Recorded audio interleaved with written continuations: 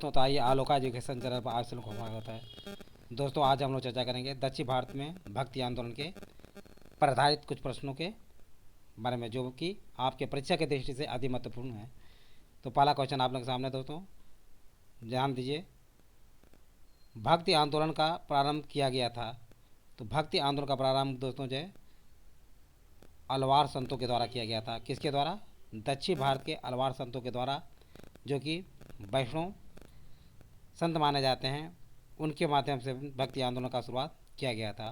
तो आइए इसके प्रमुख तथ्यों के बारे में जानते हैं। भक्ति आंदोलन का उदय सर्वप्रथम द्रविड़ देश में हुआ था। कहाँ पे? द्रविड़ दक्षिण भारत में हुआ था। वहाँ से उसका प्रचार उत्तर में किया गया। भागवत पुराण में कहा गया है कि भक्ति द्रविड़ देश में जन्मी, कर्नाटक में विकसित हुई तथा कुछ काल तक महाराष्ट्र में रहने के बाद गुजरात में पहुंचकर समाप्त हो गई। भक्ति आंदोलन का सूत्रपात दक्षिण में 8वीं सदी में महान दार्शनिक शंकराचार्य के उदय के साथ हुआ था। किसके? शंकराचार्य के उदय के साथ हुआ था। कब हुआ था? 8वीं शताब्दी में, 8वीं सदी में शंकराचार्य जो कि महान दार्शनिक थे, उनके समय हुआ था, जिन्होंने विशुद्ध अद्वैत का प्रचार किया था। किसका? विशुद्ध अद्वैत का प्रचार किया था। अद्वैत का प्रचार किया था। भक्ति आंदोलन को दक्षिण के वैष्णव अलवार संतों और शैव नयनार संतों ने प्रोत्साहित किया। कौन? अलवार संत जो कि वैष्णव धर्म से संबंधित है, और नयनार जो कि शैव से संबंधित है। नयनार। तो आप लोग समझ में आ गया। दूसरा क्वेश्चन देखिए। भक्ति संस्कृति का भारत में पुनर्जन्म हुआ कब? 15वीं से 16वीं शताब्दी ईस्वी में। 15वीं से 16वीं शताब्दी ईस्वी में भक्ति संस्कृति का भारत में पुनर्जन्म हुआ। भक्ति संस्कृति का भारत में पुनर्जन्म कब हुआ था? 15वीं और 16वीं शताब्दी ईस्वी के मध्य हुआ था। ध्यान दीजिए। भक्ति आंदोलन का इतिहास महान धर्म सुधारक शंकराचार्य के समय से प्रारंभ होता है, जो कि 8वीं शताब्दी माना जाता है, जिन्होंने बौद्ध धर्म के प्रभाव को समाप्त करने के लिए 8वीं शताब्दी में अद्वैतवादी दर्शन का प्रतिपादन किया।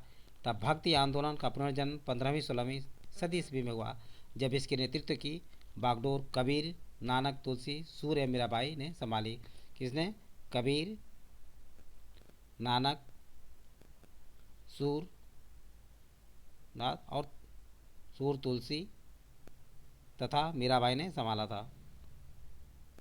ये ध्यान रखिए दोस्तों। तो आप लोग समझ में आ गया।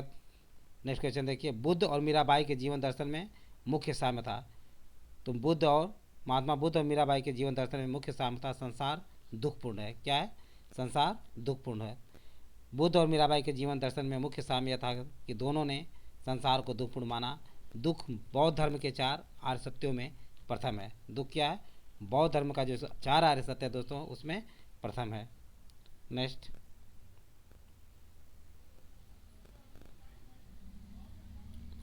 कोई व्यक्ति किसी व्यक्ति से उसका धर्म, संप्रदाय, जाति न पूछे, यह कथन है रामानंद का। कोई व्यक्ति किसी व्यक्ति से उसका धर्म, संप्रदाय या जाति न पूछे, यह कथन किसका है? तो ये दोस्तों रामानंद का कथन है। उपयुक्त कथन संत रामानंद जी का है। इनके शिष्यों में सभी जाति एवं संप्रदाय के लोग शामिल थे। सभी भक्ति संतों के मध्य एक समान विशेषता थी कि उन्होंने अपनी वाणी को उसी भाषा में लिखा जिसे उनके भक्त समझते थे। सभी भक्ति संतों के मध्य एक समान विशेषता क्या थी? कि उन्होंने अपनी वाणी को उसी भाषा में लिखा जिसे उनके भक्त समझते थे। भक्ति आंदोलन के संतों का आचार बहुत ऊंचा था। उसमें से बहुतों ने देश का भ्रमण किया और वे कई प्रकार के लोगों से मिले जिनके विचार भिन्न थे। उन संतों ने साधारण लोगों को भाषाओं को उन्नत करने में अपना योगदान दिया। उन्होंने हिंदी, पंजाबी, बंगला, तेलुगु, कन्नड़, तमिल इत्यादि भाषाओं की उन्नति में बहुत योगदान दिया। भक्ति आंदोलन के संत अपने उपदेश क्षेत्रीय एवं स्थानीय भाषाओं में देते थे, ताकि वहाँ के लोग उनके उपदेश आसानी से सुन और समझ सकें। इस कारण क्षेत्रीय भाषाओं का विकास हुआ। नेक्स्ट है दोस्तों। काम रूप में वैष्णव धर्म को लोकप्रिय बनाया। किसने? शंकर देव ने। काम रूप में वैष्णव धर्म को लोकप्रिय शंकर देव ने बनाया। किसने? शंकर देव ने बनाया। कामरूप जो असम राज्य में स्थित है, कहाँ पे? कामरूप जो असम राज्य में स्थित है, असम राज्य में स्थित है, वहाँ पर वैष्णव धर्म को लोकप्रिय बनाने का कार्य शंकर देव ने किया। किसने? शंकर देव ने किया था। एकेश्वरवाद उनके धर्म का मूल उद्देश्य था। शंकर देव का सिद्धांत था एकेश्वरवाद। एकेश्वरवाद जो है उनका मूल सिद्धांत था। वे विष्णु या उनके अवतार कृष्ण को अपना अभिष्ट मानते थे। उन्होंने एक शरण संप्रदाय की स्थापना की। वे कर्मकांड एवं मूर्ति पूजा दोनों के विरोधी थे। शंकरदेव कर्मकांड और मूर्ति पूजा दोनों के ही विरोधी थे। यानी दोनों के विरोधी थे। कर्मकांड एवं मूर्ति पूजा दोनों को जो मानते नहीं थे। असम में कूच बिहार में वैष्णव धर्म का प्रवर्तन किसने किया? असम एवं कूच बिहार में वैष्णव धर्म का प्रवर्तन किसने किया? तो दोस्तों शंकर देव ने किया। असम एवं कूच बिहार में वैष्णव धर्म का प्रवर्तन किसने किया? शंकर देव ने किया। आइए जानते हैं नेक्स्ट क्वेश्चन। रामानुजाचार्य किससे संबंधित है? रामानुजाचार्य किससे संबंधित दोस्तों? तो विशिष्टा अद्वैतवाद से रामानुजाचार्य जो है संबंधित हैं। ये ध्यान दीजिए, वैष्णव आचार्य रामानुज भक्ति आंदोलन के प्राचीनतम प्रचारक थे। इन्होंने सगुण ईश्वर की उपासना पर बल दिया। किस पर बल दिया? सगुण ईश्वर के उपासना पर इन्होंने बल दिया। कौन? रामानुजाचार्य ने। उनका मत विशिष्टाद्वैत कहा जाता है। क्या कहा जाता है? विशिष्टाद्वैत माना जाता है, जिसका अर्थ है ब्रह्म अर्थात ईश्वर अद्वैत होते भी जीव तथा जगत की शक्तियों द्वारा विशिष्ट है। ब्रह्म अर्थात ईश्वर अद्वैत होते हुए भी जीव तथा जगत की शक्तियों द्वारा विशिष्ट है।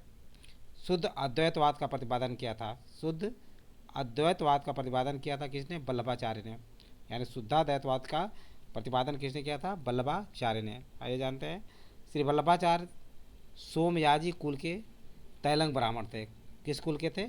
सोमयाजी कुल के तैलंग ब्राह्मण थे। इनका नाम श्री लक्ष्मण भट्ट के पुत्र किसके थे? श्री लक्ष्मण भट्ट के पुत्र थे। श्री लक्ष्मण भट्ट के पुत्र थे। वल्लभाचार्य सोमयाजी कुल के तैलंग ब्राह्मण श्री लक्ष्मण भट्ट के पुत्र थे। परंपरा अनुसार इन्होंने रुद्र संप्रदाय के प्रवर्तक विष्णु स्वामी के मत का अनुसरण तथा विकास करके अपने शुद्धाद्वैत मत शुद्ध अद्वैतवाद या पुष्टि मार्ग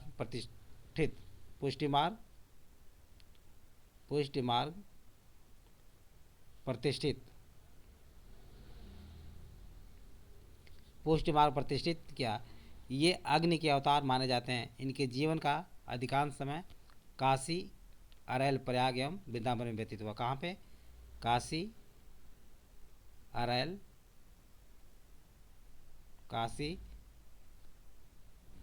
अरैल और प्रयाग। अरैल जो कि प्रयागराज में और वृंदावन में व्यतीत हुआ। कहाँ पे?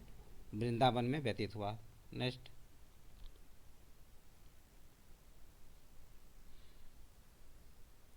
किस भक्ति संत ने अपने संदेश के प्रचार के लिए सबसे पहले हिंदी का प्रयोग किया? तो दोस्तों ये रामानंद ऐसे संत हैं जिन्होंने अपने संदेश के प्रचार के लिए सबसे पहले हिंदी का प्रयोग किया।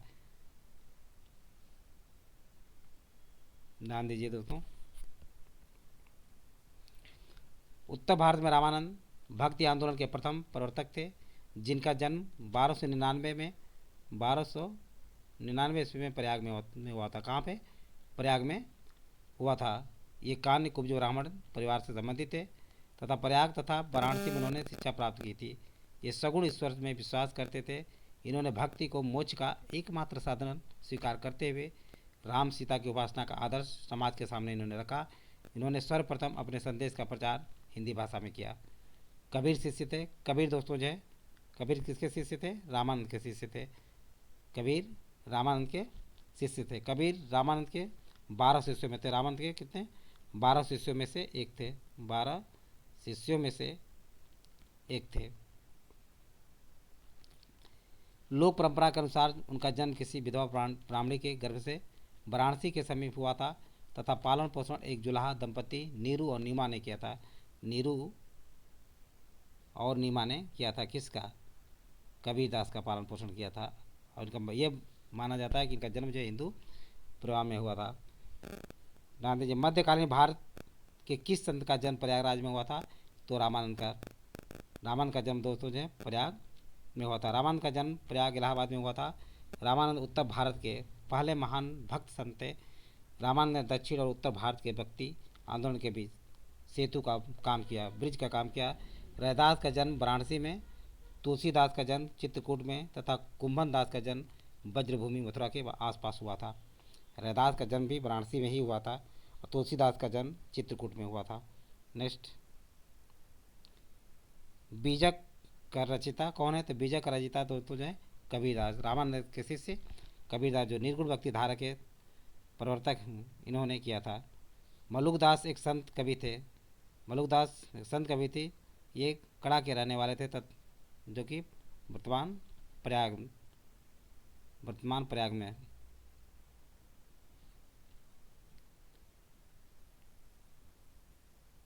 नेक्स्ट,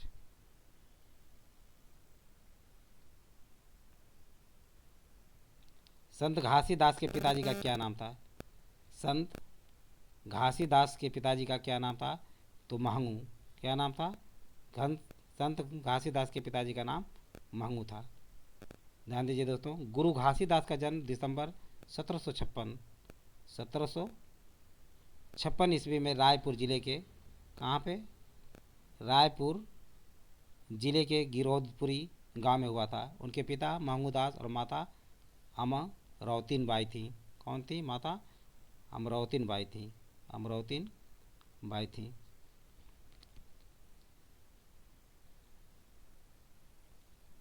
भक्ति संतों का सही कालानुक्रम है। कालानुक्रम क्या है? कबीर, गुरु नानक, चैतन्य, मीराबाई। ये भक्ति संतों का सही कालानुक्रम है। रामानुजन के अनुयायियों को कहा जाता था। रामानुजन अनुयायियों को दोस्तों जो है वैष्णव कहा जाता था। क्या कहा जाता था? वैष्णव कहा जाता था। भक्ति आंदोलन के प्रचारक प्रसिद्ध वैष्णव आचार्य रामानुज ने सगुण ईश्वर की उपासना पर बल दिया। उनका मत विशिष्टा द्वैत कहा जाता है। क्या कहा जाता है? विशिष्टा द्वैत कहा जाता है। उनके अनुयायी जो है वैष्णव कहलाए। नेक्स्ट, गुरु नानक का जन्म स्थल था। गुरु नानक का जन्म स्थल दोस्तों जो ननकाना। कहाँ था? ननकाना। ननकाना गुरु नानक का जन्म स्थल था, जिसे तलवंडी के नाम से भी जाना जाता है। जिसे तलवंडी के नाम से भी जाना जाता है। उक्त स्थान पर इनका जन्म 15 अप्रैल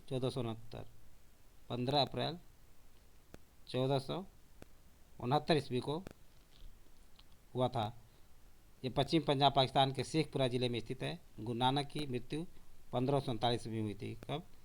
1539 ईस्वी में गुरु नानक की मृत्यु हुई थी। नेक्स्ट,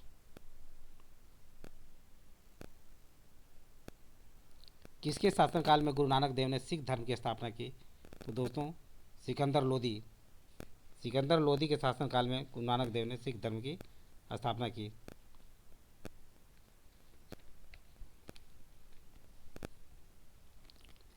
ध्यान दीजिए, किसके शासनकाल में गुरु नानक देव ने सिख धर्म की स्थापना की? तो सिकंदर लोदी के शासनकाल में गुरु नानक देव ने सिख धर्म की स्थापना की। गुरु नानक 1469 से 1539 ने सिख धर्म की स्थापना। सिकंदर लोदी 1489 1517 1489 से 1517 ईस्वी 1517 ईस्वी के समय की थी। नानक एक ईश्वरवाद में विश्वास करते थे तथा निर्गुण ब्रह्म की उपासना पर बल देते थे। किस पर बल देते थे? निर्गुण ब्रह्म की उपासना पर बल देते थे। उनका मानना था कि ईश्वर एक है, वह निर्गुण और निरंकार है। वह अवतारवाद में विश्वास नहीं करते थे। नेक्स्ट है, ईश्वर केवल मनुष्य के सद्गुण को पहचानता है तथा उसकी जाति नहीं पूछता। आगामी दुनिया में कोई जाति नहीं होगी। यह सिद्धांत किस व्यक्ति संत का है? तो ये दोस्तों गुरु नानक देव का। किसका? गुरु नानक देव का। गुरु नानक का मानना था कि ईश्वर व्यक्ति के गुणों को जानता है पर वह उसकी जाति के बारे में नहीं पूछता, क्योंकि दूसरे लोक में कोई जाति नहीं है। गुरु नानक ने गुरु का लंगर नाम से मुक्त सामुदायिक रसोई की शुरुआत की। उनके अनुयायी किसी की भी जाति पर ध्यान दिए बिना एक साथ भोजन करते थे। मीराबाई समकालीन थी, ध्यान दीजिए दोस्तों, मीराबाई तुलसीदास की समकालीन थी। मीराबाई मेड़ता के रतन सिंह राठौर की इकलौती पुत्री थी। किसकी?